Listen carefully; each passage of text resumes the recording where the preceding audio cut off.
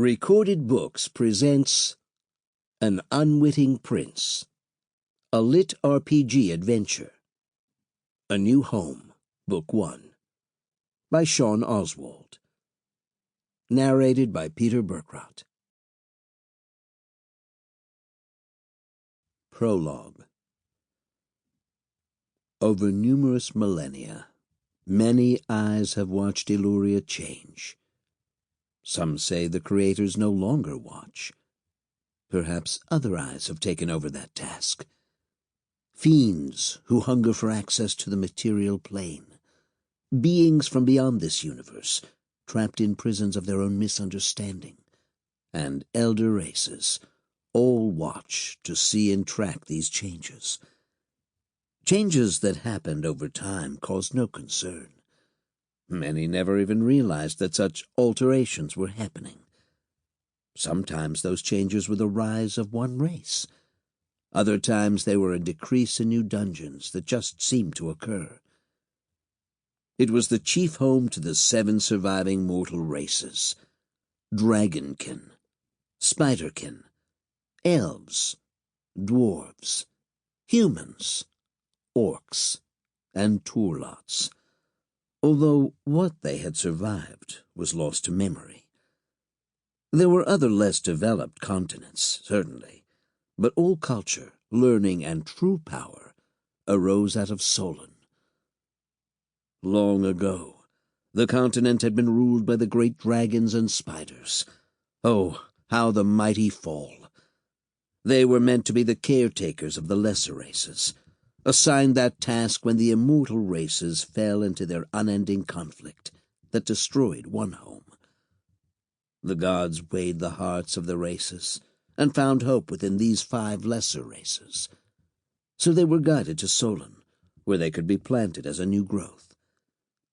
Talos was left behind, and the behemoths of the elder races were tasked with being both wolf and sheepdog for the fragile fleshlings. The fiends and celestials who once would have stood in such a place had already been banished from the material plane. So it fell to these mortals to play guardian. No matter how great the lifespan of those races, they were still just mortals, and so it was a great honor that they should be granted such responsibility. Responsibility that had already broken immortals.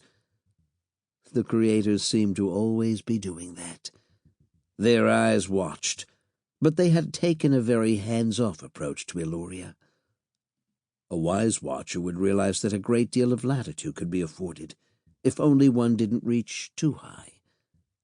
Alas, the great queen mothers of the spider race were not wise enough to see her own limits. In a great opportunity, she saw a punishment. The seeds of rebellion brewed over many centuries, and eventually the children of the web rose up to crush the lesser races. They were food, after all. One doesn't protect their food. One doesn't educate their food. One drains their food dry and feasts upon its vitality. It was raw, immature vitality, to be sure, but tasty all the same. The dragon elders fell into their own traps. They mingled with the mortals, spawned children with them, and sought to raise them up by providing leaders who looked more like them. It might have worked, but when the web mistress struck, the dragons were left with few choices. They could stand aside and watch their charges stand, or fall on their own, or they could protect the little ones.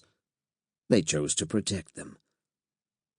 It might be hard to imagine now. For most of Eluria, spiders are nothing more than pests. Some may grow to be the size of horses, but they are nothing like the queen mothers of old. To those great creatures, a battle with a dragon was akin to spider versus wasp today.